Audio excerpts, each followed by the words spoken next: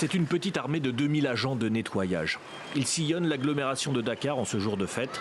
Et dans le quartier Médina, Blondin-Bas n'a pas le rôle le plus simple. C'est lui qui coordonne le travail des agents. Sans interruption depuis plus de 24 heures, pas même un moment de repos. Tout le monde participe à la fête, hein. Donc voilà, le dispositif est renforcé effectivement, donc le travail à faire est colossal, donc, parce que les activités commerciales sont multipliées aussi, donc c'est normal. La production de déchets double pendant la Tabaski, jusqu'à 4000 tonnes. Aujourd'hui, les camions entrent dans les quartiers, presque dans les maisons, pour la collecte à domicile.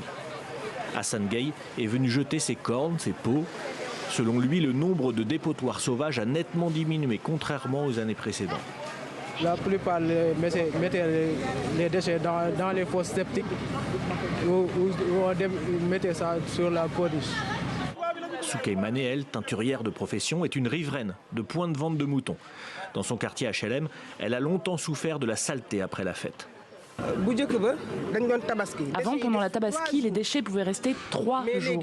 Mais maintenant, le jour de la fête, ils sont enlevés. On a constaté un changement. Maintenant, la situation s'est améliorée. Cette année, pour éviter les poubelles sauvages, 300 bacs à ordures spéciaux ont été aménagés et une centaine de points propreté comme celui-ci ont été créés. On fait beaucoup de publicité autour de ce dispositif pour que les gens volontairement aillent déposer les déchets Tabaski dans des caisses de ce genre ou dans les bacs de rue et ça semble bien fonctionner. La gestion sanitaire a enfin été prise en compte par les autorités de la ville, une obligation face à la masse de déchets potentiels. Près de 260 000 moutons sont consommés en ce jour de la Tabaski sur la seule région de Dakar.